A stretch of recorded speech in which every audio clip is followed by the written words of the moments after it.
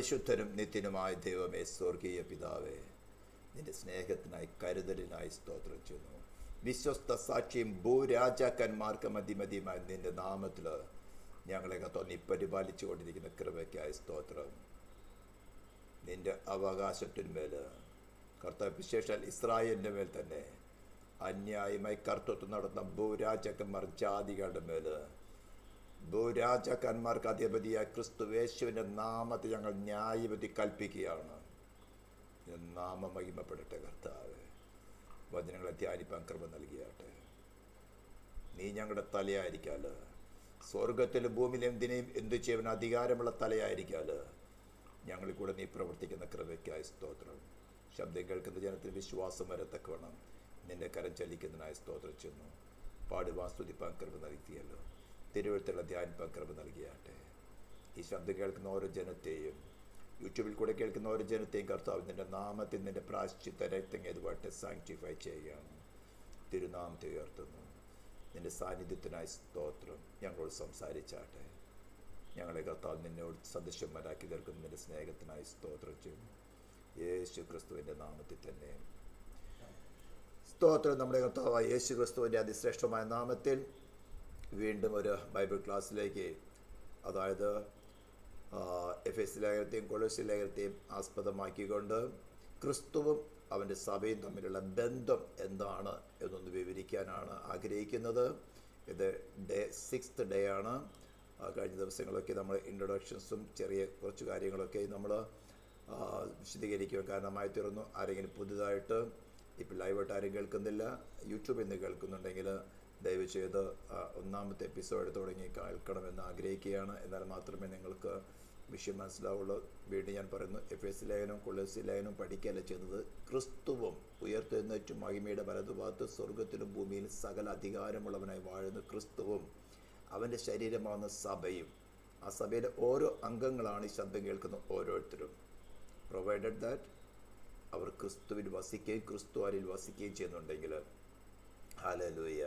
അപ്പോൾ ആ അധികാരം എങ്ങനെയാണ് ക്രിസ്തുവിൽ നമ്മളിൽ കൂടെ എക്സസൈസ് ചെയ്യുന്നത് എന്ന് മനസ്സിലാക്കുവാനാണ് ഈ ഒരു ക്ലാസ് നമ്മൾ പഠിക്കുന്നത്. അതിൻ്റെ ഒരുക്കമാണ് കഴിഞ്ഞ ദിവസങ്ങളിലൊക്കെ നമ്മൾ അതിന് ചില കാര്യങ്ങളൊക്കെ ചിന്തിച്ചു. കഴിഞ്ഞ ദിവസം നമ്മൾ ചിന്തിച്ചതായിരുന്നു, അവന് നമുക്ക് പാപമോചനമെന്ന വീണ്ടെടുപ്പുണ്ട്, അല്ലെങ്കിൽ അതിക്രമങ്ങളുടെ മോചനമെന്ന വീണ്ടെടുപ്പുണ്ട്. അപ്പം നമ്മൾ ഇന്നലെ കഴിഞ്ഞ ക്ലാസ്സിൽ നമ്മൾ ചിന്തിച്ചതായിരുന്നു, പാപം എങ്ങെന്താണ്. ദൈവത്തിൻ്റെ സ്വരൂപത്തിനും സാദൃശ്യത്തിനും സൃഷ്ടിക്കപ്പെട്ട മനുഷ്യൻ ദൈവം വിശുദ്ധനായിരിക്കുന്ന പോലെ വിശുദ്ധനായിരുന്നു. ദൈവം എറ്റേണൽ നിത്യനായിരിക്കുന്നത് പോലെ നിത്യനായിരുന്നു. ആ മനുഷ്യൻ എങ്ങനെയാണ് അശുദ്ധനായി തീർന്ന് ഏദൻ തോട്ടത്തിൽ നിന്ന് അല്ലെങ്കിൽ ദൈവ സാന്നിധ്യത്തിൽ നിന്ന് പുറത്താക്കപ്പെട്ടത് എന്ന് നമ്മൾ ചിന്തിക്കുകയുണ്ടായിരുന്നു. ഏക മനുഷ്യനായ പാപത്താൽ മരണവും ലോകത്തിൽ കടന്നു. ലോകത്തിൽ കടന്നു എന്ന് പറയുമ്പോൾ മനുഷ്യനിൽ, മാനവജാതിയിൽ കടന്നു. അപ്പോൾ അതിൻ്റെ വിശദീകരണങ്ങളൊക്കെ നമ്മൾ ചിന്തിച്ചു. സെൽഫ്, ഒരു കള്ളം കൊണ്ടാണ് സൈത്താൻ മനുഷ്യനെ വഞ്ചിച്ചത്. അല്ലെങ്കിൽ ദൈവത്തിൻ്റെ സ്വരൂപത്തിനും സാദൃശ്യത്തിനും സൃഷ്ടിക്കപ്പെട്ട മനുഷ്യനാണ്. ആകാശത്തിലെ പർവ്വജാതിന്മേലും സമുദ്രത്തിലും മത്സ്യത്തിന്മേലും സകല ഭൂചര ജന്തുക്കളുമേലും വാഴുവാൻ തക്കവണ്ണം തന്നോട് സദൃശ്യനായിട്ട് സൃഷ്ടിച്ച മനുഷ്യൻ തനിക്ക് നൽകപ്പെട്ടിരുന്ന ആ അതിമഹത്തായ ആ അനുഗ്രഹത്തെ എക്സ്ചേഞ്ച് ചെയ്തത് ജസ്റ്റ് ഒരു കള്ളത്തിന് പകരമായിട്ടാണ്. ഒരു കള്ളത്തിന് വേണ്ടിയാണ് താൻ ഇത്രയും വലിയ അധികാരത്തെ എക്സ്ചേഞ്ച് ചെയ്തത്. നിങ്ങൾക്ക് അതിൻ്റെ അർത്ഥം മനസ്സിലാവുന്നുണ്ട്? തിന്നുന്ന നാളിൽ മരിക്കുകയില്ല നിശ്ചയം. തിന്നുന്ന നാളിൽ നിങ്ങളുടെ കണ്ണ് തുറക്കുകയും, മനസ്സൊക്കെ അത് ജോയിൻ ചെയ്യാൻ ആഗ്രഹിക്കുന്നു.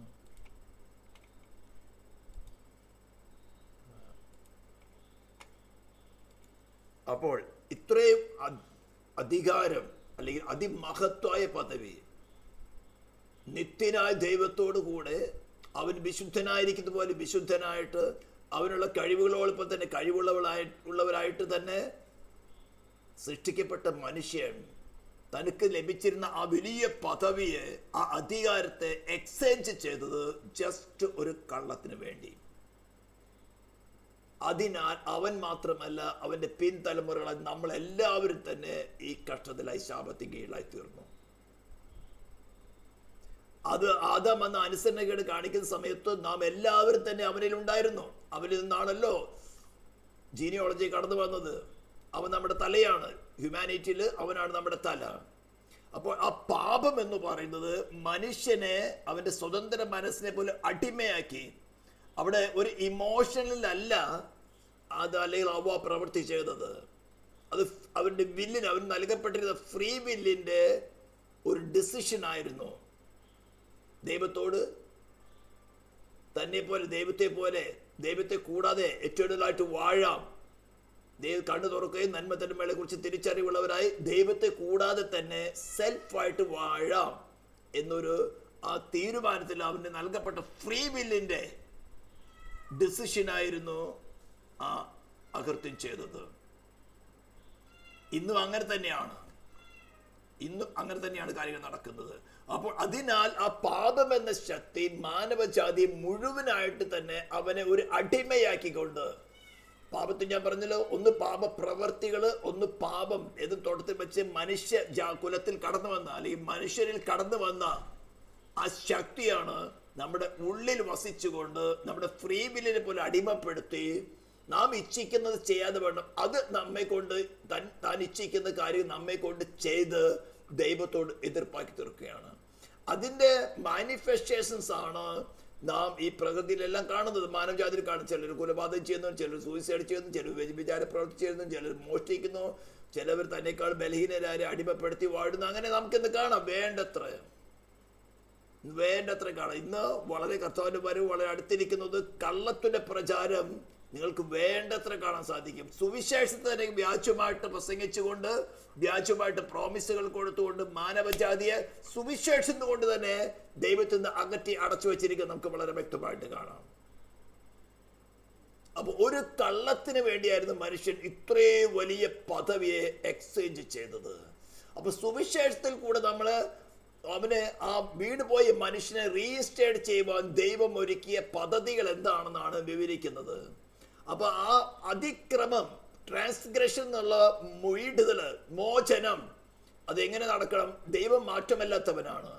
ദൈവത്തിന് വാക്ക് മാറാൻ സാധ്യമല്ല. ദൈവം മാറിക്കഴിഞ്ഞാൽ പിന്നെ അവൻ എട്ടുണരല്ല, പിന്നെ അവൻ ദൈവമല്ല. അപ്പോൾ ആ പാപം ചെയ്ത ദേഹി മരിക്കണമെന്നുള്ള ആ തൻ്റെ വ്യവസ്ഥ, തൻ്റെ നിയമത്തിൻ്റെ വ്യവസ്ഥ നടപ്പിലാക്കാൻ തക്കവണ്ണമാണ് അദൃശ്യനായ ദൈവം തന്നെ ദൃശ്യമായ മനുഷ്യരൂപമെടുത്ത് മനുഷ്യ സദൃശ്യത്തിലായി വേഷത്തിൽ മനുഷ്യനായി വിളങ്ങി മനുഷ്യനെ പോലെ ശരീരം, പ്രാണൻ, ആത്മാവുള്ളവനായി മാനവജാതിയുടെ മേൽ കടന്നു വന്ന പാപത്തിന്റെ ശിക്ഷയെ തൻ്റെ ശരീരത്തിലും പ്രാണനിലും ആത്മാവിലും ഏറ്റെടുത്തുകൊണ്ട് തൻ്റെ ശരീരം ക്രൂശിൽ കിടക്കുമ്പോൾ തൻ്റെ പ്രാണനും ആത്മാവും പാതാളത്തിൽ, ദുഷ്ടമനുഷ്യരുടെ പ്രാണനും ആത്മാവും പോകുന്ന ഇടമായ പാതാളത്തിൽ അല്ലെങ്കിൽ ഷിയോൾ, ഏഡീസിൽ പോയിട്ട് ശിക്ഷ അനുഭവിക്കുന്നത്, മരണം അനുഭവിക്കുന്നത്. അവിടെ നിന്നുമാണ് അവനെ ഉയർത്തെഴുന്നേൽപ്പിക്കുന്നത്. സ്തോത്രം. കാരണം അത് അവൻ്റെ സ്വന്തം പാപമല്ലായിരുന്നു. അപ്പോൾ യേശു ക്രിസ്തു ചെയ്ത അനുസരണമല്ല നമുക്ക് പകരമായി തരുന്നത്. കാരണം അവൻ പൂർണ്ണ മനുഷ്യനും പൂർണ്ണ ദൈവവുമായിരിക്കെ അവൻ്റെ നിലനിൽപ്പിൽ തന്നെ അവൻ അനുസരിച്ചേ മതിയാവുള്ളൂ. പക്ഷേ അവൻ മരണത്തോളം, ക്രൂശിലെ മരണത്തോളം തന്നെ അനുസരണമുള്ളവനായിരുന്നത് കൊണ്ട് ദൈവിക ഭരണകൂടം അവൻ മരിക്കാൻ അനുവദിക്കാൻ പാടില്ല, അവനെ ആരും കൊല്ലാൻ പാടില്ല. എന്നാൽ അവന് ഒരു ഫ്രീ വില്ലിന്റെ ഉടമയായതുകൊണ്ട് സ്വമേധിയ മാനവജാതിയുടെ മേലുള്ള ശിക്ഷയെ തൻ്റെ മേൽ ഏറ്റെടുക്കാനുള്ള അധികാരം അവനുണ്ട്.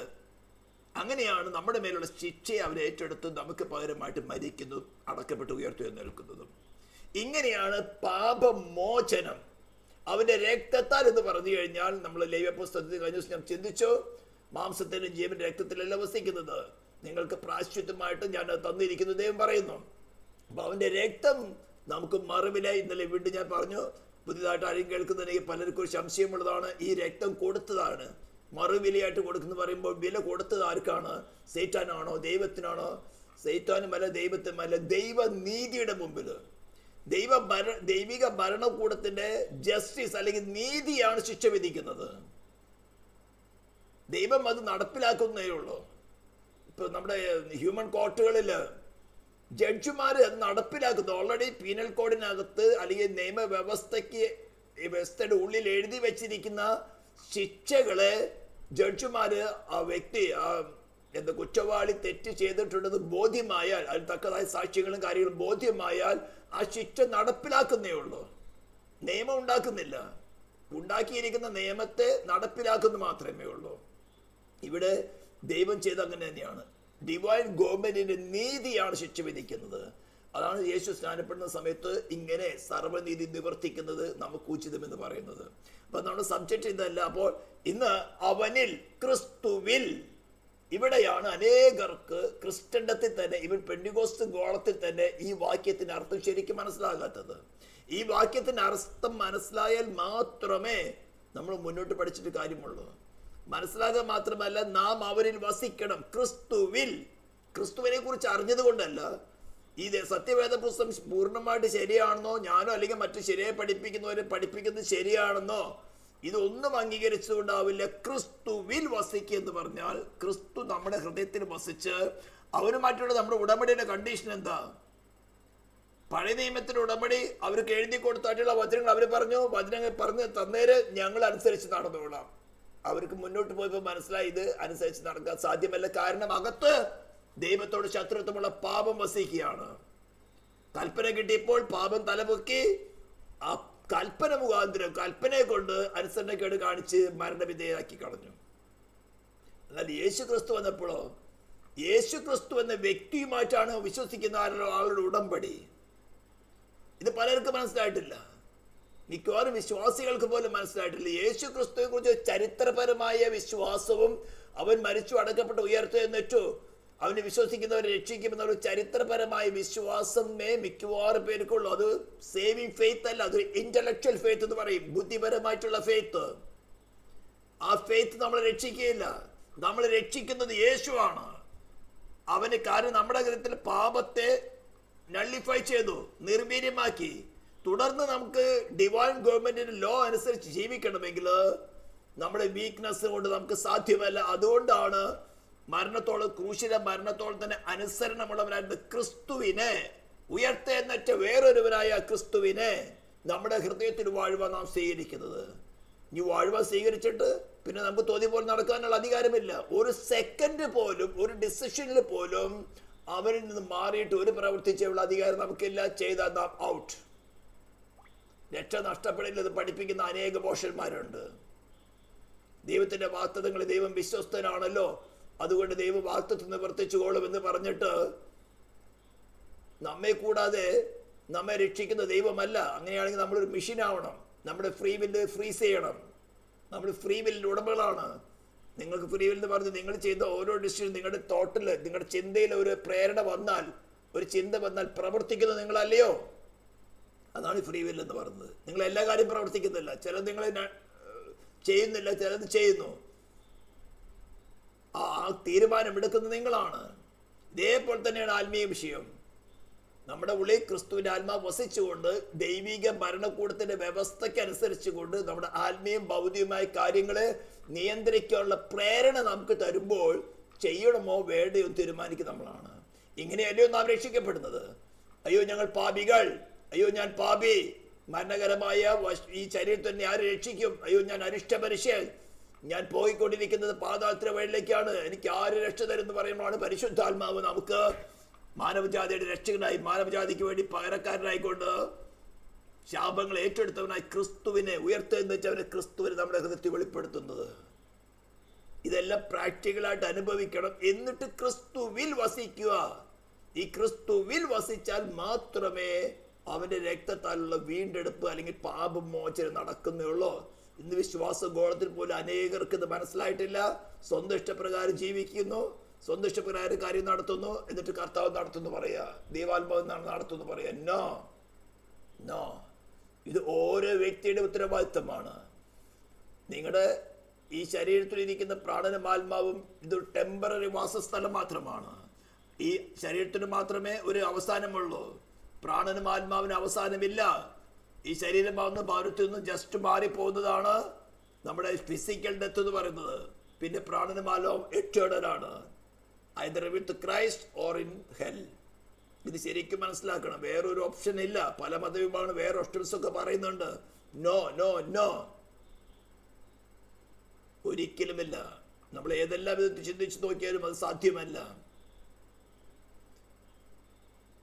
അപ്പോൾ ഈ കാര്യം നമ്മൾ ചിന്തിച്ചു, ഇത് വളരെ സീരിയസ് ആയ ഒരു കാര്യമാണ്. അങ്ങനെ ക്രിസ്തുവിൽ വസിക്കുന്ന ആ കൂട്ടരെയാണ് ദൈവസഭ അല്ലെങ്കിൽ അവരുടെ ശരീരം എന്ന് പറയുന്നത്.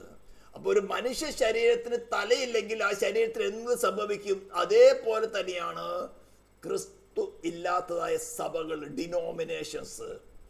അങ്ങനെ തന്നെയാണ് ആ ഡിനോമിനേഷൻസിലെ ഓരോ വ്യക്തികളും.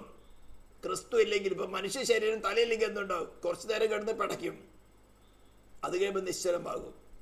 ഒരു ദിവസം 2 ദിവസം കഴിയുമ്പോൾ പുഴുവരിക്കാൻ തുടങ്ങും, ചീഞ്ഞ് നാറാൻ തുടങ്ങും. ഇന്ന് പെന്തിക്കോസ്ത് കോളത്തിൽ നോക്കിയാൽ നിങ്ങൾക്ക് അത് കാണാൻ സാധിക്കും. പാസ്റ്റർമാരെ കോളത്തിൽ നോക്കിയാൽ കാണാൻ സാധിക്കും. മറ്റ് പട്ടത്ത സഭകളെ കുറിച്ച് ഞാൻ പറയാൻ ആഗ്രഹിക്കുന്നത്, സംഭവിച്ചത് എന്താ?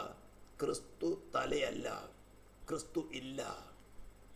ചീഞ്ഞളിഞ്ഞ സ്വഭാവങ്ങൾ കാണാം, ചീഞ്ഞളിഞ്ഞ പ്രവൃത്തികൾ കാണാം. മറ്റുള്ളവർ പോലും വിരൽ ചൂണ്ടുന്നു, നീയാണ് പെന്തിക്കോസ്ത്, നീയാണ് ദൈവദാസൻ, നീയാണ് ദൈവ പൈതല്, എനിക്ക് തമ്മിൽ എന്താ വ്യത്യാസമുള്ളത്? ഇത് കാരണം എന്താ? ക്രിസ്തുവിൽ അല്ല വസിക്കുന്നത്. ഓക്കെ, ഇനി ഈ പാപമോചനം എങ്ങനെയാണ് നടക്കുന്നത്? ഇപ്പൊ കർത്താവ് ചെയ്യേണ്ട കാര്യം പ്രായശ്ചിത്തം നടന്നു. ഇത് പിതാവായ ദൈവം പുത്രനായ ദൈവം തമ്മിലൊരു ഉടമ്പടിയാണ്. ഞാൻ പല ക്ലാസ്സുകൾ പറഞ്ഞിട്ടുണ്ടത്.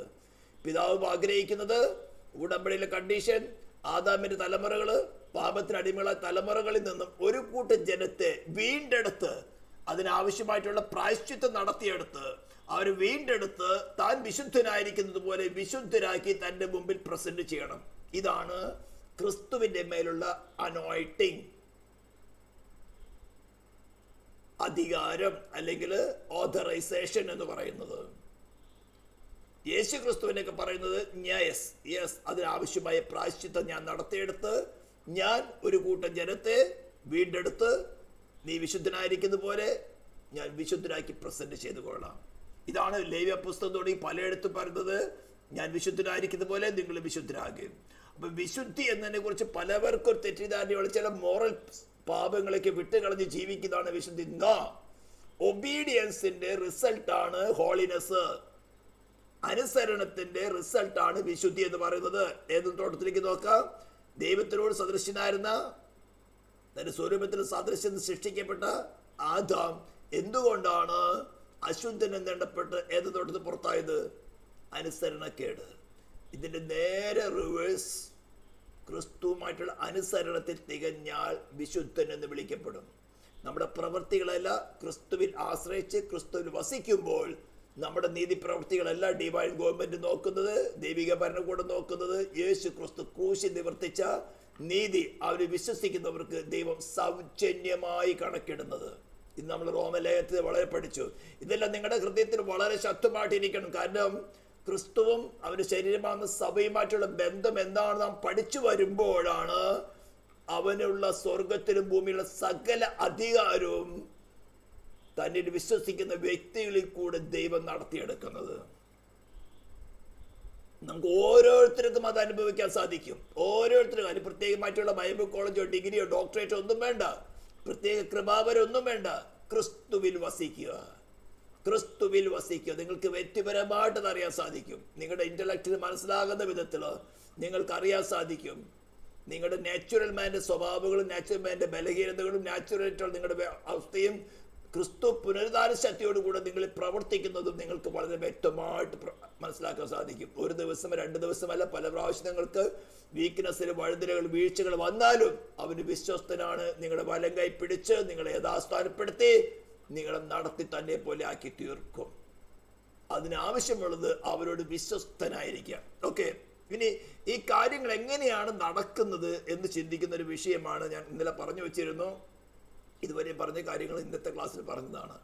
ഇതാണ് മലാക്കി പ്രവചന പുസ്തകത്തിന്റെ 3-ാം അധ്യായത്തിൽ 1 തുടങ്ങി 5 വരെയുള്ള വാക്യങ്ങൾ എഴുതിയിരിക്കുന്നത്. ഞാൻ പല ക്ലാസ്സുകൾ പറഞ്ഞിട്ടുണ്ട്. ഇപ്പോൾ ലൈവായിട്ട് കേൾക്കുന്ന മിക്കവർക്കും ഇത് അറിയാം. എന്നാൽ ആരെങ്കിലും യൂട്യൂബിൽ കൂടെ കേൾക്കുകയാണെങ്കിൽ അവർക്ക് വേണ്ടി കൂടെ പറയുകയാണ്. അത് നിങ്ങളും ഇതുവരെ കേട്ടിട്ടുണ്ടെങ്കിൽ തന്നെയും വളരെ ശ്രദ്ധാപൂർവ്വം മരിക്കുക. കാരണം ഇത് വളരെ സീരിയസ് ആയൊരു വിഷയമാണ്. മലാക്കി പ്രവചന പുസ്തകത്തിന്റെ 3-ാം അധ്യായം യേശു ക്രിസ്തുവിന് മുമ്പേ അയക്കപ്പെടുന്ന സ്നാപക യോഹന്നാനെ കുറിച്ച് പറയുന്ന ഒരു കാര്യമാണ്. എനിക്ക് മുമ്പായി വഴി നിരത്തേണ്ടതിന് ഞാൻ എൻ്റെ ദൂതനെ അയക്കുന്നു. ഇതേ കാര്യം തന്നെയാണ് യെശയ്യാപ്രവചന പുസ്തകത്തിന്റെ 40-ാം അധ്യായത്തിന്റെ 3-ാം വാക്യത്തിൽ പറഞ്ഞ താഴെ വൈറ്റ് കളറിൽ എഴുതിയിരിക്കുന്നത്, കേട്ട ഒരുത്തൻ വിളിച്ചു പറയുന്നത്, മരുഭൂമിയിൽ യഹോവയ്ക്ക് വഴിയൊരുക്കുവിൻ.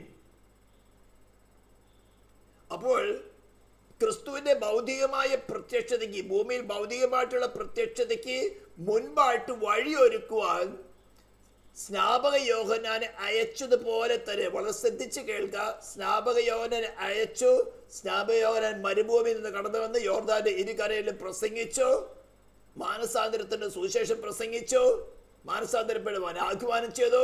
കേട്ടവർ വിശ്വസിച്ചവര് അമ്മ വന്ന് യോർദാൻ നദിയിൽ അവനെ സ്നാനപ്പെട്ടു. എന്നാൽ കുറെ പേര് വന്നില്ല. യോഹന്നാൻ അവരെ ശാസിച്ചു, സർപ്പസന്തതികളെ, വരുവാനുള്ള കോപത്തിൽ രക്ഷപ്പെടുവാൻ നിങ്ങൾക്ക് വഴി ഉപദേശിച്ചെന്ന് ആര്? അപ്പൊ അവർക്ക് ശിക്ഷ മാറി കിട്ടണം. പക്ഷെ മാനസാന്തരപ്പെടാൻ തയ്യാറല്ല. ഇന്നും പെന്തിക്കോസ്തിനകത്ത് ഇത് തന്നെ നടക്കുന്നത്. മാനസാന്തരപ്പെടുവാൻ തയ്യാറല്ല. മാനസാന്തരം എന്ന് പറഞ്ഞത് നമ്മുടെ ഫ്രീ വില്ലിന്റെ അൾട്ടിമേറ്റ് ഇന്റൻഷൻ മാറ്റുക. ഏതെന്തോട്ടം നടന്നത് എന്തായിരുന്നു? ഫ്രീ വില്ലിന്റെ അൾട്ടിമേറ്റ് ഇന്റൻഷൻ ദൈവഹിതം നടത്തുക, ദൈവഹിതം മാത്രം ചെയ്യുക എന്നുള്ളതായിരുന്നു അൾട്ടിമേറ്റ് ഇന്റൻഷൻ. ആ അൾട്ടിമേറ്റ് ഇന്റൻഷൻ സേറ്റാന്റെ കള്ളം കേട്ടുകൊണ്ട് സെൽഫ് ഇൻട്രസ്റ്റ് ആയി, സെൽഫ് ഡിസയർ ആയി മാറി. മനസ്സിലാവുന്നുണ്ടോ? ഏദൻ തോട്ടത്തിൽ ദൈവം തന്റെ സ്വരൂപത്തിൽ സാദൃശ്യത്തിൽ സൃഷ്ടിക്കപ്പെട്ട മനുഷ്യന്റെ ഡിസയർ അല്ലെങ്കിൽ ഫ്രീ വില്ലിന്റെ ആഗ്രഹം എന്ന് പറയുന്നത് ദൈവത്തെ പ്രസാദിപ്പിക്കുക, ദൈവത്തിന്റെ ഹിതമായ കാര്യങ്ങൾ മാത്രം ചെയ്യുക. അങ്ങനെ ദൈവമായിട്ട് ഒന്നായി ചേർന്ന് ദൈവം അവനിൽ കൂടെ സ്വർഗത്തിലും ഭൂമിയിലും സകല അധികാരവും എക്സസൈസ് ചെയ്തിരുന്നു. ആകാശത്തിലെ പറവജാതിന്മേൽ, സമുദ്രത്തിലും മത്സ്യത്തിന്മേൽ, സകല ചരാചരത്തിന്മേൽ വാണിരുന്നു. നമുക്ക് വേണമെങ്കിൽ ഞാൻ ഒരു ഉദാഹരണം എടുക്കാം. ഞാൻ വെറുതെ പറഞ്ഞു പോകുന്നതല്ല. ഉൽപ്പത്തി പുസ്തകം 2-ാം അധ്യായത്തിന്റെ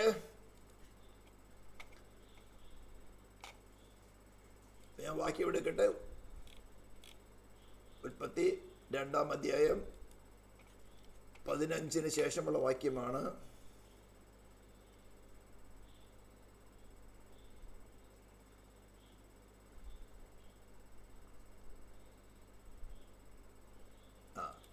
വാക്യം, വേഴ്സ് 19. Genesis chapter 2 verse 19.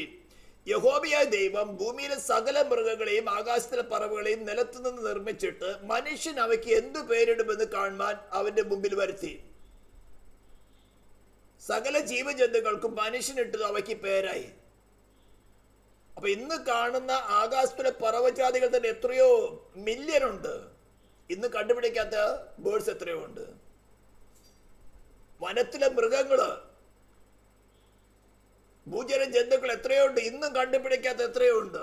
സമുദ്രത്തിലെ മത്സ്യങ്ങള്, ഇവയ്ക്ക് എല്ലാം മനുഷ്യനായ ആദാം പേരിട്ടു. ദൈവത്തിന് അതിന്റെ മേല് വേറൊരു കമന്റ് ഇല്ല. നിങ്ങൾക്ക് മനസ്സിലാവുന്നില്ല ഇതിന്റെ ആഴം. എത്ര വെറൈറ്റീസ് ഉണ്ട്.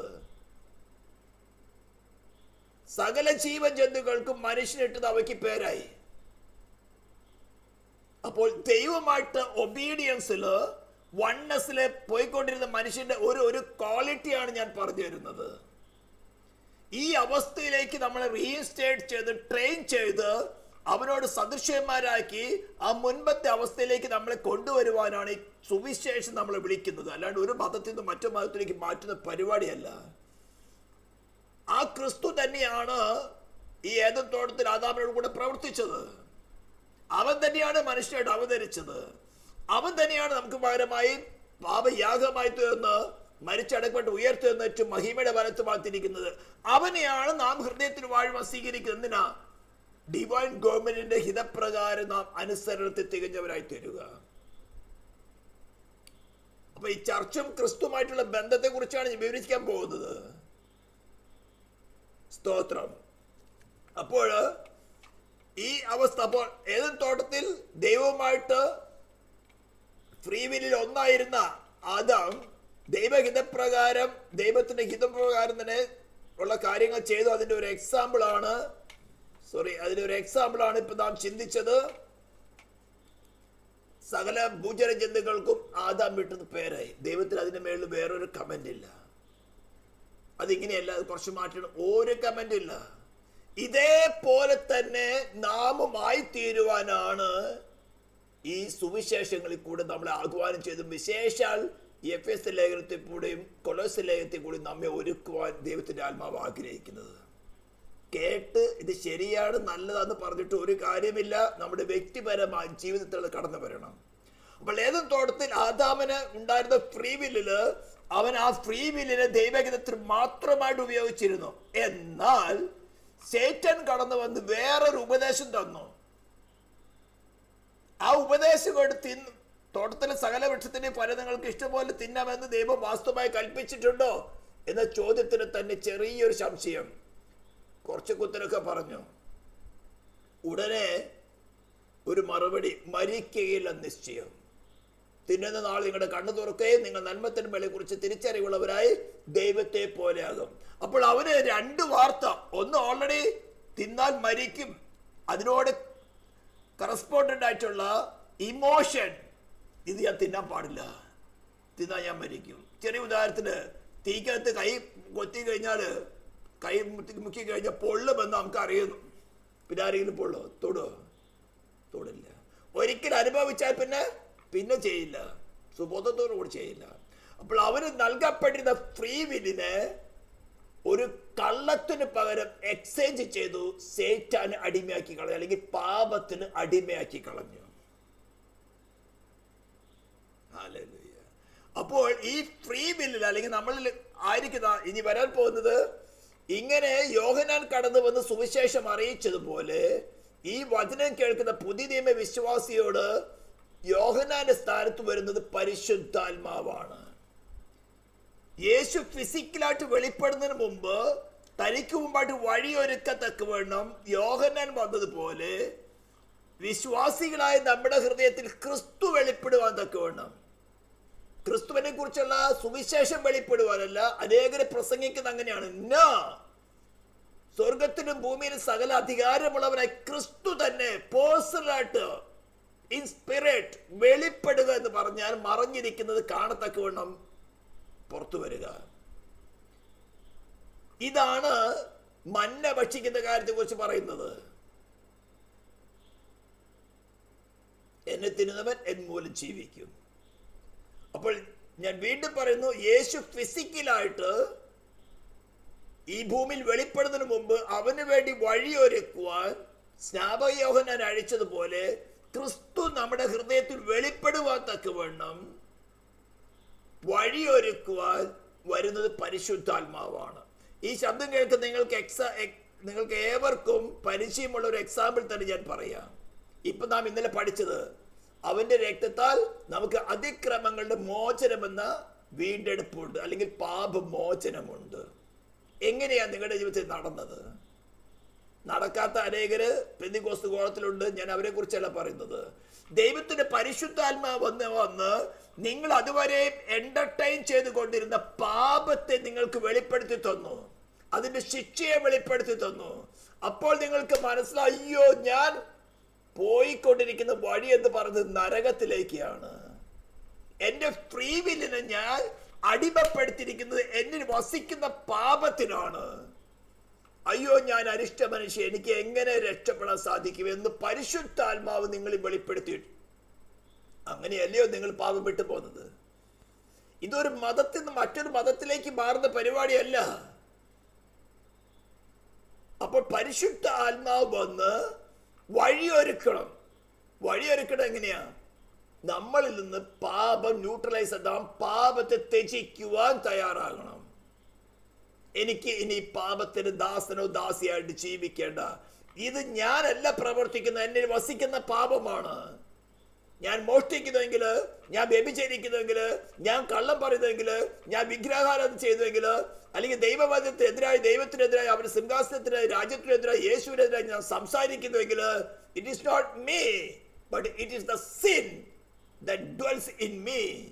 എന്നെ അടിമപ്പെടുത്തിയിരിക്കുന്ന പാപം. അയ്യോ, ഞാൻ അരിഷ്ട മനുഷ്യൻ, എനിക്ക് സ്വാതന്ത്ര്യം എന്നെ കൊണ്ട് തന്നെ സ്വയമായിട്ട് സ്വാതന്ത്ര്യപ്പെടാൻ സാധിക്കുന്നില്ല. ഇതപ്പോൾ റോമാലേഖനം 7-ാം അധ്യായം അവസാനം വരെ പറയുന്നത്, അയ്യോ, ഞാൻ അരിഷ്ട മനുഷ്യൻ, ഈ മരണകരമായ ശരീരത്തിനെ ആര് പിടിപ്പിക്കും? അപ്പോൾ പരിശുദ്ധാത്മാവ് നിങ്ങളുടെ ഉള്ളിൽ വന്നു, പാപത്തെക്കുറിച്ച്, നീതിയെക്കുറിച്ച്, ന്യായവിധിയെക്കുറിച്ച് ബോധം വരുത്തി. നിങ്ങൾക്ക് നിങ്ങളുടെ ഇന്റലക്റ്റിൽ മനസ്സിലായി, നിങ്ങൾ സൊല്യൂഷൻ അന്വേഷിച്ചു. ഉടനെ പരിശുദ്ധാത്മാവ് സൊല്യൂഷന് നിങ്ങൾക്ക് വെളിപ്പെടുത്തി. നിനക്ക് പകരമായിട്ട് നീ പോയി ശിക്ഷ അനുഭവിക്കേണ്ട പാതാളത്തിൽ നിനക്ക് പകരമായി പോയി ശിക്ഷ അനുഭവിച്ചവനായി ക്രിസ്തു ദാ മരിച്ച് ഉയർത്തെന്നിട്ട് മഹിമയുടെ വലത്ത് ഭാഗത്തിരിക്കുന്നു. സ്വീകരിച്ചു കൊള്ളുക. അവൻ നിനക്ക് പകരമായിട്ട് പ്രായശ്ചിത്തമായതിനെ നീ അംഗീകരിച്ചുകൊണ്ട് തുടർന്നുള്ള ജീവിതത്തിന് അവനെ നിന്റെ ഉള്ളിൽ കർത്താവായി ലോർഡായിട്ട് സ്വീകരിക്കാൻ നീ തയ്യാറാകുമ്പോഴാണ് നിനക്ക് ഈ പാപമോചനം എന്ന കാര്യം പ്രാക്ടിക്കലായിട്ട് നിങ്ങളുടെ ലൈഫിൽ നടപ്പിലാകുന്നത്. അല്ലാത്തോടത്തോളം ഒരു മതത്തിൽ നിന്ന് പെന്തക്കോസ്ത് ചേർന്നുകൊണ്ട് സാധ്യമല്ല. അപ്പോൾ പറഞ്ഞിരിക്കുന്നത്, എനിക്ക് മുമ്പായി വഴി നിരത്തേണ്ട ഞാൻ എൻ്റെ ദൂതനെ അയക്കുന്നു. നിങ്ങൾ അന്വേഷിക്കുന്ന കർത്താവും നിങ്ങൾ ഇഷ്ടപ്പെടുന്ന നിയമദൂതനുമായവൻ പെട്ടെന്ന് മന്ദിരത്തിലേക്ക് വരും. മന്ദിരം ഇത് തന്നെയാണ്. ദൈവത്തിന്റെ ദാനമായി നിങ്ങളിരിക്കുന്ന പരിശുദ്ധാത്മാവിന്റെ മന്ദിരമാകുന്നു നിങ്ങളുടെ ശരീരം. 1 Corinthians chapter 6 verse 19. അവൻ വരുന്നതിന് തടസ്സമില്ല, അവൻ വരുന്ന താമസമില്ല. പക്ഷേ നിങ്ങൾക്ക് തന്നെ അറിയാം, നിങ്ങൾ രക്ഷയുടെ ഭാഗത്തിലേക്ക് വന്നപ്പോൾ എത്ര മാസങ്ങളെടുത്തു, എത്ര വർഷങ്ങളെടുത്തു, എത്ര തോട്ട്സുകൾ നിങ്ങളുടെ ഉള്ളിൽ കൂടെ കടന്നുപോയി. മനുഷ്യൻ എന്ത് പറയും, അത് വേണോ, ഇത് വേണോ, ഇത് ശരിയാണോ, അത് ശരിയാണോ, എത്ര ദിവസങ്ങളെടുത്തു. ഇവിടെയാണ് വഴി നിരത്തിക്കൊണ്ടിരുന്നത്. പരിശുദ്ധാത്മാവ് ഒരു ആക്ഷനിലല്ല, ചിലർ ചില ഡേയ്സിൽ നടന്നു, ചിലർ ഒരു മൂമെന്റ് നടന്നു, ചിലർ വർഷങ്ങളെടുക്കും. വഴി നിരത്തുന്ന പരിപാടി. ഇത് വിട്ടുകളയണമോ, ഇത് വിട്ടുകളയണമോ, ആഭരണം ഊരണമോ വേണ്ടയോ, അവസ്ഥ ധരിക്കുന്നത് വേണയോ, ഇത് വേണ്ടയോ, മനുഷ്യൻ പറഞ്ഞുകൊണ്ടായില്ല. ദൈവത്തിന്റെ പരിശുദ്ധാത്മാവ് തന്നെ നിങ്ങൾക്ക് വ്യക്തിപരമായി സാക്ഷ്യം തരണം. ഇങ്ങനെ തന്നെ പോയാൽ മതിയോ, ഇങ്ങനെ വേണ്ടയോ, ഇതൊക്കെ നിന്റെ ഉള്ളിൽ വന്ന് വഴി നിരത്തണം. വഴി നിരത്തുന്ന കാര്യമാണ് ഈ യെശയ്യാ 40:3 പറയുന്നത്. അവിടെ നിന്ന് വായിക്കാൻ ഞാൻ താഴെ വൈറ്റ് കളറിൽ എഴുതിയിരിക്കുന്നത്, കേട്ടോ ഒരുത്തർ വിളിച്ചു പറയുന്നത്, മരുഭൂമി യഹോവയ്ക്ക് വഴിയൊരുക്കുവീൻ, നിർജ്ജന പ്രദേശത്ത് നമ്മുടെ ദൈവത്തിന് പെരുവഴി നിരപ്പാക്കുവീൻ, എല്ലാ താഴ്വരയും നികന്നു വരണം. പാപത്തിന്റെ അടിമത്തിൽ കിടക്കുന്നവര് അതിൽ നിന്ന് ഉയർന്ന് നേരെ വരണം. എല്ലാ താഴ്വരയുടെ അവസ്ഥ മാറിയിട്ട് എല്ലാ താഴ്വരയും നികന്നും എല്ലാ മലയും കുന്നും താണും വരണം. ഡിനോമിനേഷൻ മലകള്, ഞാൻ കുടുംബ പാരമ്പര്യത്തിന്റെ മലകള്, എന്റെ പേഴ്സണൽ റൈഷ്യസ്നെസ്, എന്റെ സെൽഫ് റൈഷ്യസ്നെസ്സായിട്ടുള്ള മലകള്, ഞാൻ എൻ്റെ എന്നുള്ള ഭാവങ്ങൾ, ഇങ്ങനെ ഇരിക്കുന്ന മലകളും കുന്നുകളൊക്കെയും താഴ്ന്നു വരണം. ഇതാണ് വഴി നിരത്തുന്ന പരിപാടി. നാം താഴാത്തോടത്തോളം, ഞാൻ എൻ്റെ എന്നുള്ള ഭാവം മാറാത്തോടത്തോളം, ഏതും തോട്ടത്തിലല്ലോ തുടങ്ങിയത്. ദൈവത്വത്തിന്റെ സകലത്തിൽ നാം എന്നാണ് മനുഷ്യൻ സൃഷ്ടിക്കുമ്പോൾ തന്നെ പറഞ്ഞിരിക്കുന്നത്, നാം നമ്മുടെ സ്വരൂപത്തിൽ നമ്മുടെ സാദൃശ്യപ്രകാരം ഒരു മനുഷ്യൻ ഉണ്ടാക്കുക. ഞാൻ എന്ന പരിപാടി ദൈവരാജ്യത്തിലില്ല. അപ്പൊ ഞാൻ എൻ്റെ എന്നുള്ളതായിട്ടുള്ള ആ മലയും കുന്നൊക്കെ താഴ്ന്നു വരയണം. കർത്താവേ, നിന്റെ ഹിതം മതി. അപ്പോൾ മാത്രമേ ക്രിസ്തുവിന്റെ പുനരുദ്ധാന ശക്തി വെളിപ്പെടുകയുള്ളൂ. സമയങ്ങളെടുക്കും, മാസങ്ങളെടുക്കും, ചിലർക്ക് വർഷങ്ങളെടുക്കും. ഈ ഞാൻ എൻ്റെ വിട്ട് കളയാൻ പലർക്ക് തയ്യാറല്ല. കാരണം ഭയമാണ്. എൻ്റെ കയ്യിലിരിപ്പോണ്ട് ഇത്ര നാൾ ഞാൻ ജീവിച്ചു, എൻ്റെ വാക്ക് സാമർഥ്യം കൊണ്ട് ഞാൻ ജീവിച്ചു, എൻ്റെ ആർഗ്യുമെന്റ് കൊണ്ട് ഞാൻ ജീവിച്ചു, ഞാൻ ഇതിൽ തുടരും. അഥവാ ഞാൻ ഇത് വിട്ട് കളഞ്ഞാൽ എന്ത് സംഭവിക്കും? ഭയമാ. പക്ഷെ ക്രിസ്തു ആരാന്ന് നീ അനുഭവിച്ചറിയാത്തത് കൊണ്ടാണ് നിനക്ക് വിട്ടുകളയാൻ ധൈര്യം കിട്ടാത്തത്. എനിക്കിത് വേണ്ട എന്ന് നീ സമ്മതിക്കുന്നുവെങ്കിൽ ഈ മൂവ്മെന്റില് പരിശുദ്ധാത്മാവ് സ്വർഗത്തിനും ഭൂമി നിനക്ക് വേണ്ടി എന്തു ചെയ്യുവാൻ അധികാരമുള്ളവനായ ക്രിസ്തുവിന്റെ പുനരുദ്ധാന ശക്തി നിന്നെ വെളിപ്പെടുത്തും. ക്രിസ്തുവിനെ തന്നെ നിന്നെ വെളിപ്പെടുത്തും. സോൺലി നിന്റെ ഫ്രീ വില്ലിനെ അവനെ ഏൽപ്പിച്ചു കൊടുക്കുക.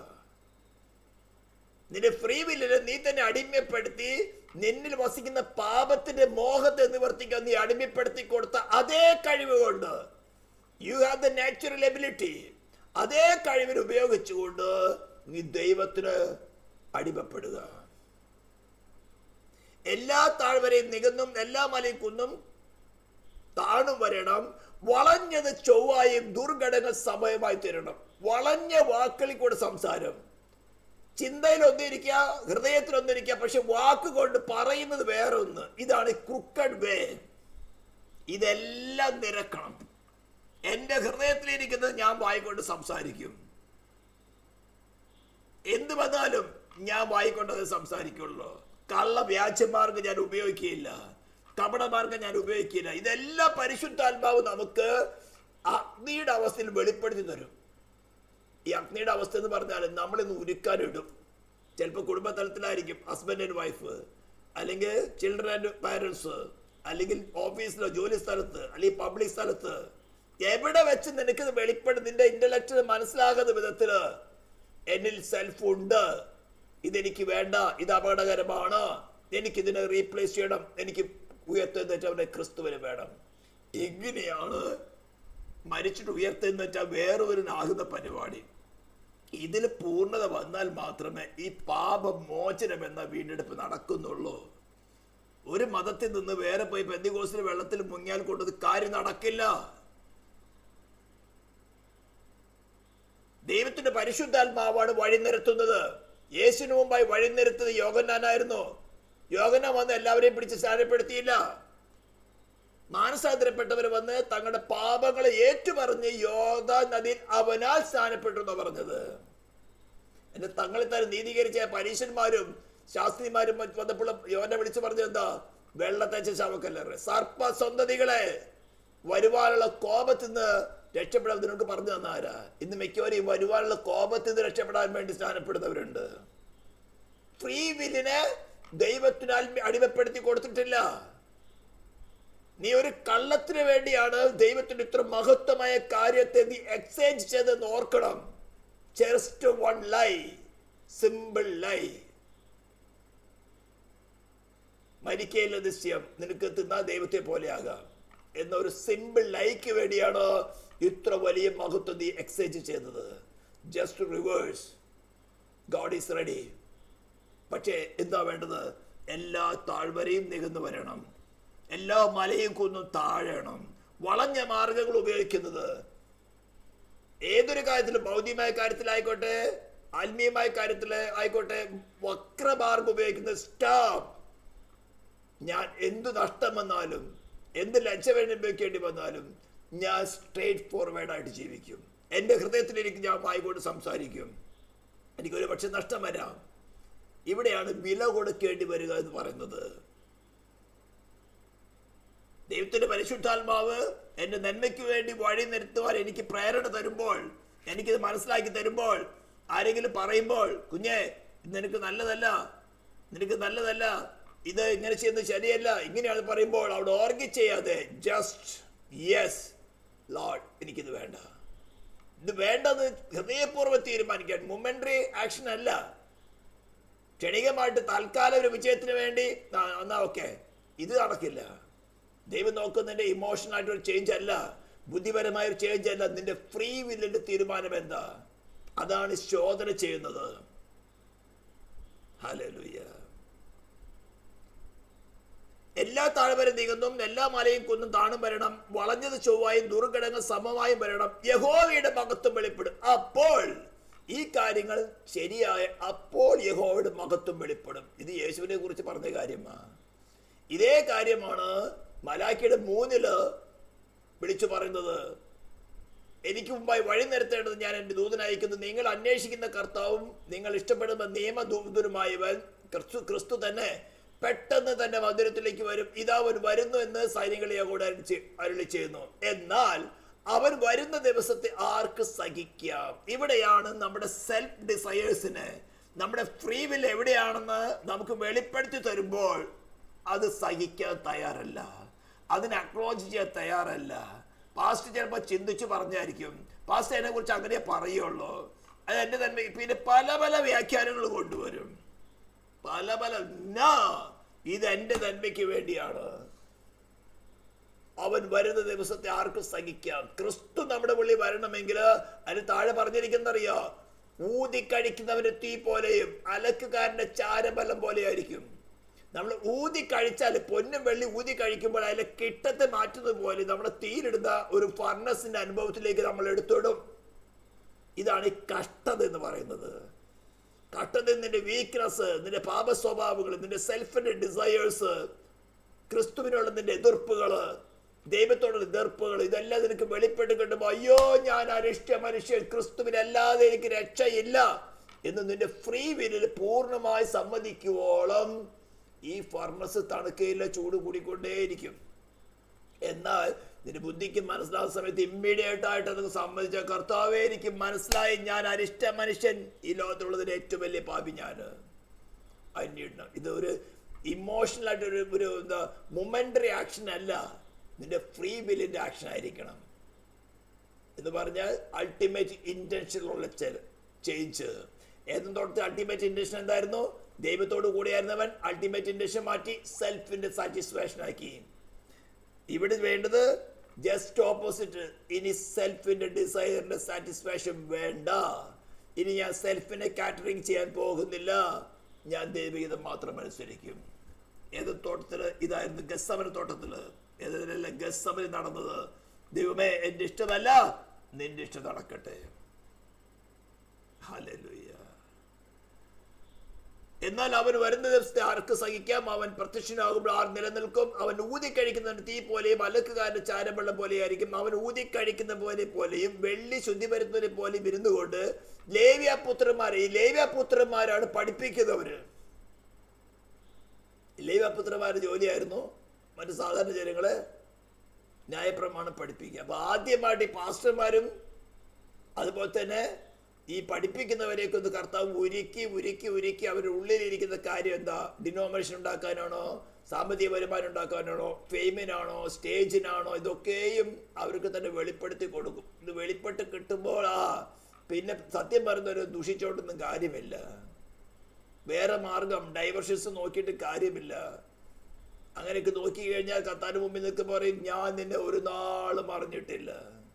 കർത്താവിന്റെ നാമത്തിൽ ഇങ്ങനെ ഞങ്ങൾ ചെയ്തല്ലോ, ഇതൊക്കെ ചെയ്തല്ലോ. ഓക്കെ, നീ ചെയ്തു, പക്ഷെ ഞാൻ നിന്നെ അറിഞ്ഞിട്ടില്ല എന്ന് പറയേണ്ടി വരും.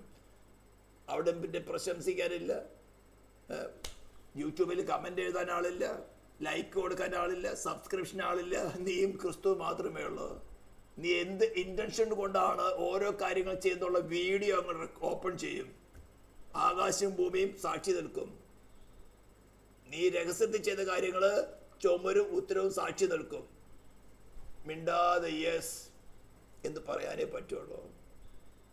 എന്നാൽ ഇപ്പോൾ അവസരമുണ്ട്. ഹല്ലേലൂയ. ലേവ്യപുത്രന്മാരെ ശുദ്ധീകരിച്ച് പൊന്നുപോലെയും വെള്ളി പോലെയും നിർമ്മലീകരിക്കും. അങ്ങനെ അവർ നീതിയിൽ യഹോവയ്ക്ക് വഴിപാട് അർപ്പിക്കും.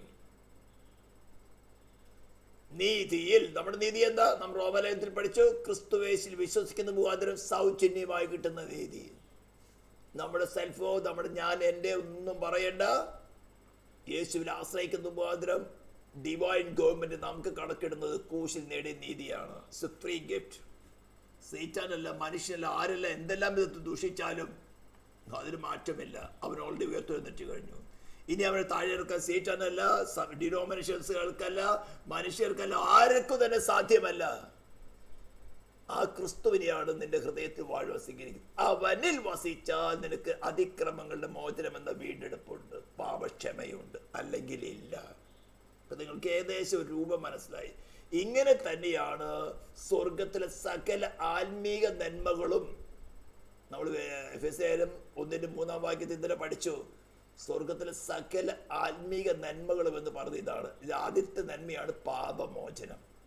ഇനി അനേക കാര്യങ്ങൾ പഠിക്കാനുണ്ട്. എല്ലാത്തിൻ്റെയും പ്രോസസ്സ് ഇത് തന്നെയാണ്. വഴി നിരപ്പാക്കണം, താഴ്വരയ്ക്ക് ഉയർന്നു വരണം. എന്നെ കൊണ്ട് പറ്റില്ല, എന്നെ കൊണ്ട് കഴിവില്ല, നിന്നെ കൊണ്ട് പറ്റില്ല, അതൊക്കെ സമ്മതിച്ചാൽ മതി. പക്ഷെ ദൈവത്തിന് സകലം സാധ്യമാണ്. എവിടെയെങ്കിലും വക്രമാർഗമുണ്ടോ? Make it straight. ഞാൻ ഹൃദയപൂർവ്വം സത്യം സംസാരിക്കും. കർത്താവേ, ഞാൻ പലപ്പോഴും ഇങ്ങനെയൊക്കെ ചെയ്തിട്ടുണ്ട്, പറഞ്ഞിട്ടുണ്ട്, ഫോർഗീവ് മീ. നിനക്കത് ഈ വചനം കേൾക്കുമ്പോൾ നിന്റെ ഹൃദയത്തിൽ പരിശുദ്ധാത്മാവ് ഇത് വെളിപ്പെടുത്തിയല്ലാതെ നിങ്ങൾ വിട്ടുകളയില്ല. വിട്ടുകളഞ്ഞാൽ എന്ത് സംഭവിക്കും എന്നുള്ള ഭയമുള്ളത് കൊണ്ടാണ് ക്രിസ്തുവിൽ ആശ്രയിക്കാത്തത്. ക്രിസ്തു ആര്? നമ്മൾ യാഗത്തെ കുറിച്ച് പഠിച്ചല്ലോ. നമ്മൾ ദോഷികളും ശത്രുക്കളുമായിരുന്നപ്പോൾ തൻ്റെ പുത്രനെ ആദരിക്കാതെ അവൻ്റെ മേലെ ആ ദൈവക്രോധത്തിന്റെ പാനപാത്രം മുഴുവൻ ആ തീ തന്നെ പകർന്നുകൊണ്ട് നമ്മെ രക്ഷിക്കാൻ ആ സ്നേഹത്തെ വെളിപ്പെടുത്തിയ പിതാവിന്റെ സ്നേഹമാണ് നമ്മൾ സംസാരിക്കുന്നത്, നമ്മൾ വിളിക്കുന്നത്. അപ്പോൾ വഴി നിരത്തുവാൻ തക്കവണ്ണം നമ്മുടെ ഹൃദയത്തിൽ വെളിപ്പെടുമ്പോൾ ദൈവത്തിന്റെ പരിശുദ്ധാത്മാവ് നമ്മളെ ചെറിയ ഫർണസിലേക്ക് ഇടുമ്പോൾ ഭയപ്പെടേണ്ട, ഓടിപ്പോകേണ്ട, വേറെ വഴി അന്വേഷിക്കേണ്ട. ലോർഡ്, നീ എന്താ എന്നെ വെളിപ്പെടുത്താൻ ആഗ്രഹിക്കുന്നത്? എന്ത് കുറവാണ് വെളിപ്പെടുത്താൻ ആഗ്രഹിക്കുക? I am just here. വഴുതിപ്പോയാൽ പിന്നെയും അതിനേക്കാൾ വലിയ ഫർണസ് കൊണ്ടിടും. പക്ഷെ നീ ആശ്രയിച്ചതാ, എനിക്ക് ഈ ക്രിസ്തുവിനോട് കൂടെ ഒന്നായി ചേരണം. തകർക്കുകയില്ല, നശിപ്പിക്കുകയില്ല, സഹിക്കാൻ കഴിയുന്നേക്കാൾ വലിയ പരീക്ഷ നൽകുകയില്ല. പരീക്ഷയുടെ കൂടെ നീക്കുപോക്ക്, എസ്കേപ്പ് തരുന്നവരാണ്. നിന്നെ രക്ഷിക്കുക എന്നുള്ളതാണ് ക്രിസ്തുവിൻ്റെ ഡ്യൂട്ടി. ഞാൻ പറഞ്ഞല്ലോ ആദ്യമേ, ആദാമിൻ്റെ സന്തതികളിൽ നിന്ന് ഒരു കൂട്ടം ജനത്തെ വീണ്ടെടുത്ത് അതിനാവശ്യമായ പ്രായശ്ചിത്തം നടത്തി അവനെ മരിച്ചവരിൽ നിന്ന് ഉയർത്തെഴുന്നേൽപ്പിച്ചുകൊണ്ട് ഡിവൈൻ ഗവൺമെന്റ് അംഗീകരിച്ചു. ദൈവത്തിൻ്റെ കൃപ നിന്നിലേക്ക് ധാരാളമായി പകരുകയാണ്. വിശ്വസിക്കുന്നവരെ അവൻ്റെ രക്തം പോലെ പ്രായശ്ചിത്തമാകാൻ പരസ്യമായിട്ട് നിർത്തിയിരിക്കുകയാണ്. Your duty to just believe in Christ, rely on him. പിന്നെ നീതി അവൻ്റെ നീതിയാണ് കണക്കിടുന്നത്. പിന്നെ ഡിവൈൻ ഗവൺമെന്റിന്റെ എല്ലാവിധ സപ്പോർട്ടുകളും എല്ലാവിധ സംരക്ഷണവും എല്ലാവിധ പ്രതിഫലവും നിനക്ക് കിട്ടേണ്ടത് പോലെയല്ല, ക്രിസ്തുവിനെ ലഭിക്കേണ്ടത് അവൻ മുഖാന്തരം നിനക്ക് ലഭിക്കും. ഡിവൈൻ ഗവൺമെന്റ് ആയിരിക്കും നിന്നെ നിന്റെ തലമുറകളിൽ നിന്റെ സന്തതികളിൽ കാക്കുന്നത്. Your duty to just rely on Christ. ഉയർത്തെന്നിട്ടവരെ ക്രിസ്തുവിൽ മാത്രം ആശ്രയിക്കുക. ദൈവം ഈ കാര്യങ്ങൾ നിങ്ങളുടെ ജീവിതത്തിൽ പ്രാഗൽഭ്യത്തിൽ കൊണ്ടുവരട്ടെ. അതിനായി ഏൽപ്പിച്ചു കൊടുക്കുക. ഒന്നും നഷ്ടപ്പെടാൻ പോകുന്നില്ല. ഞാനിതെല്ലാം അനുഭവിച്ചിട്ടാണ് പറയുന്നത്, വെറുതെ തിയറി പഠിപ്പിക്കുകയല്ല. നല്ല തിയറികൾ വേദപുസ്തകത്തിൽ സ്ഥാപിക്കാം, പക്ഷേ പ്രാക്ടിക്കലായിട്ട് അനുഭവിക്കുന്ന ഒന്ന് വേറെ, തിയറി വേറെ, ടോട്ടലി ഡിഫറൻ്റ് ആണ്. എന്നാൽ നമ്മൾ തിയറി കൂടെ പഠിച്ചിട്ട് തന്നെയാണ് ക്രിസ്തുവിനെ കുറിച്ച് മനസ്സിലാക്കുന്നത്. മനസ്സിലാക്കുമ്പോൾ അവൻ്റെ ഹൃദയത്തിൽ വാഴുവ സ്വീകരിക്കുക. വഴി നിരപ്പാക്കുവത്തെ കൊണ്ട് ദൈവത്തിൻ്റെ പരിശുദ്ധാത്മാവ് നമ്മളെ ഒരുക്കുമ്പോൾ ഭയപ്പെടേണ്ട, ലജ്ജിക്കേണ്ട. Go forward. ഹൃദയം തുറന്നുകൊണ്ട്, യെസ്, ഇത് ഞാൻ തന്നെയാണ്, ഇതെൻ്റെ കുറവാണ്, ലോർഡ് എനിക്ക് നീ വേണ്ട, എനിക്ക് ഉയർത്തെഴുന്നേറ്റ ക്രിസ്തുവിന് വേണം. അവിടെയാണ് പുനരുദ്ധാനശക്തി നിങ്ങൾ വ്യാപരിക്കുന്നത്. അങ്ങനെയാണ് സ്വർഗത്തിന് മുമ്പിൽ എല്ലാ അധികാരമുള്ളവനെ ക്രിസ്തു നിങ്ങൾ വാണുകൊണ്ട് നിങ്ങളിൽ കൂടെ തൻ്റെ പ്രവൃത്തി നടത്തുന്നത്.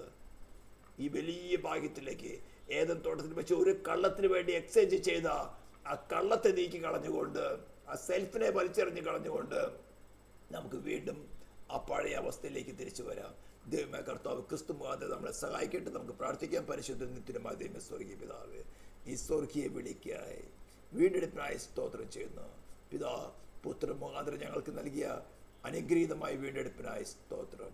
ഈ ശബ്ദം കേൾക്കുന്ന ഓരോ ജനത്തെയും നിന്റെ ഹിതത്തിനായി ഒരുക്കുമാറാകണമെന്ന് പ്രാർത്ഥിക്കുന്നു. തന്നെ വസീപ്പക്രമം നൽകിയാട്ടെ. പ്രാർത്ഥന കേട്ടതിനായി സ്തോത്രം. വീണ്ടും ഞങ്ങൾ ഇസ്രായേലിനെ അനുഗ്രഹിച്ചുകൊണ്ട് പ്രാർത്ഥിക്കുന്നു. യേശു ക്രിസ്തുവിൻ്റെ നാമത്തിൽ തന്നെ സ്തോത്രം.